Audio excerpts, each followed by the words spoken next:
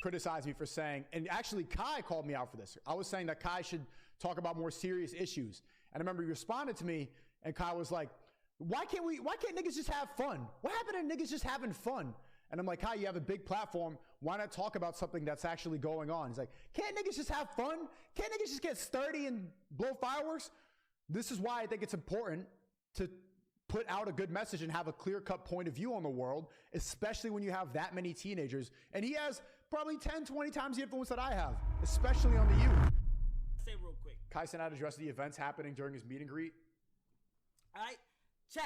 Being from New York, it has literally always been, ever since I started everything like this, bro, it has been my dream to want to give back to the community that made me who I am, bro.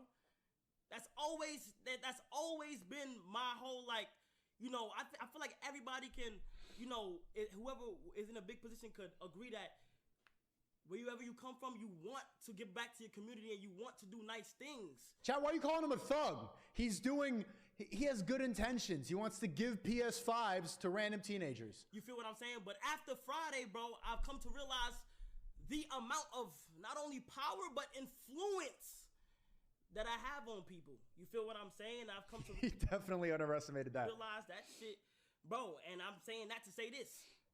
I am beyond, bro, disappointed. Beyond. Why does he sound like a substitute teacher? Disappointed in anybody who became destructive that day, bro. 100%, bro. That shit is not cool, my nigga. None of that is cool, bro. You feel what I'm saying? After the things that I seen, I'm beyond disappointed in the things that went on Friday. And I want people to know that. He sounds like when a teacher comes back the next day after they got insulted and clowned on so bad by the dudes in the back that they had to leave, like, and then they just like, class is over, and then they come back the next day, you have to write an apology note. I was disappointed in you. And then everyone's like, oh, I'm sorry for making jokes about your family. But Kai, I also think, I think he's telling the truth completely. I think he overestimated his influence. I did too. I did not think it was going to be like that. And two, I also think it's something to reflect on about the culture. And I don't think he's going to touch on this, and I don't think they're going to talk about this. But seeing how it was pretty much all black teenagers and Spanish teenagers, brown and black people who showed up to the event, I think you get to see a glimpse at what the black and brown youth in New York, and also seeing videos that are happening in London right now. All these kids, all these teenagers in London just looted a store because of TikTok trend. And you look at the people there, they're pretty much all immigrants, and all of them are pretty much all of them black and brown.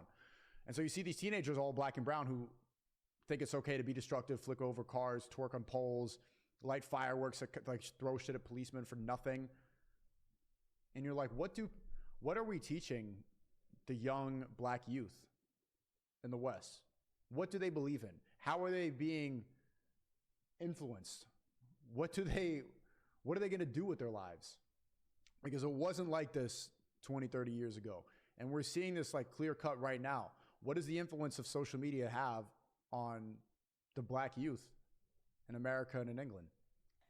None of that was my intention. Obviously, you feel what I'm saying? None of that. I had good intentions for this whole thing, and none of that was my intentions, bro. Not only that, but I don't condone any of the things that went on that day. None of that is cool. I'm seeing random videos of people getting sturdy on people's cars, and I'm asking myself while I'm watching the video, why? Like, why?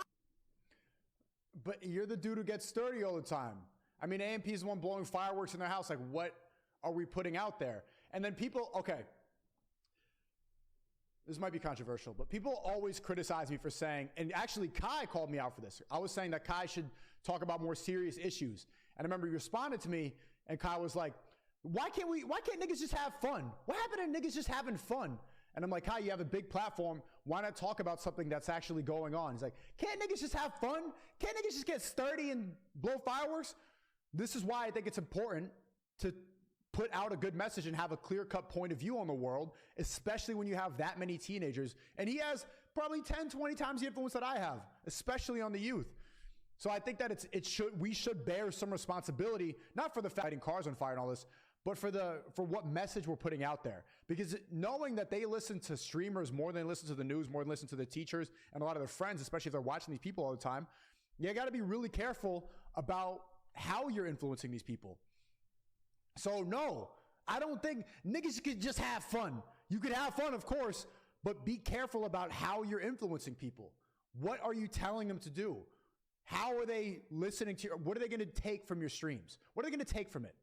That's an important thing to think about. Not just how much fun can I have? How many views can I have? How crazy is it going to be if I light my house on fire?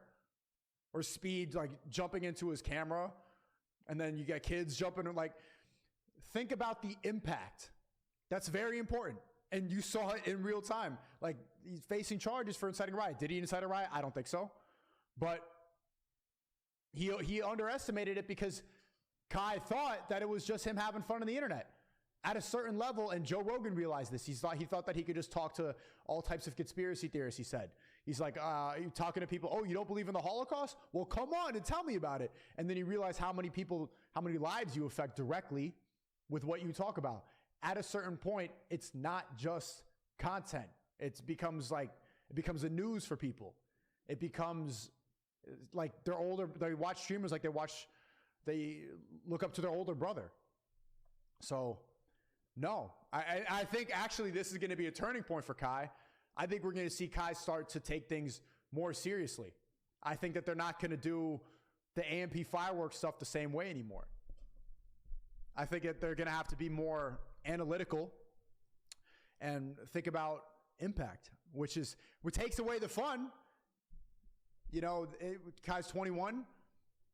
When you're in your early 20s, you just want to have blind fun, you know, and that's what makes the best stream. But having to be autistic and think about things and think about impact, it's not natural, and it does take away from the genuine aspect of streaming. But too many people watch you.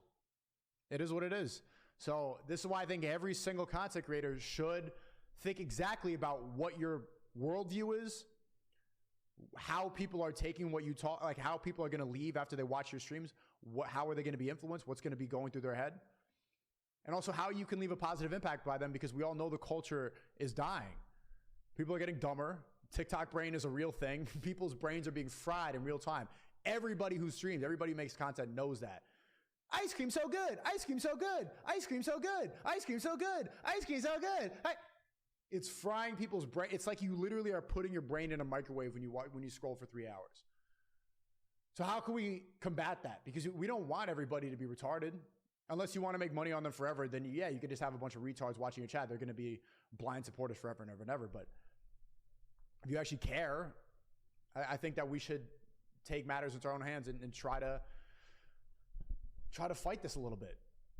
And does anybody remember that? It was like the start of Kai's subathon. And I thought that was really interesting because I could tell the way he responded to me saying like we should take our platforms and try to do something with it. He's like, niggas should just have fun. I remember him like the way he said it. I'm like, he clearly thought about this a little bit. He probably had a moment where he was thinking about the impact. But we'll see. And I wish the best for him. And I hope he beats all those charges and everything. And I'm glad he had a mature reaction to this, because even though it's like, oh, boo, you're disappointed, we want to get sturdy, you're going to risk seeming uncool to some of your fans. It was the right